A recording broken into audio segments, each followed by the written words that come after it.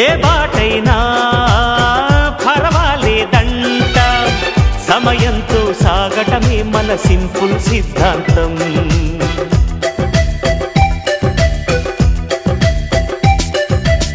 చిరుగాలికి పరిమళమిచ్చే సిరిమల్లెల వనమై ఉందాం, గగనాన్ని నేలను కలిపే హరివిల్లుల బంతెన అవుదాం.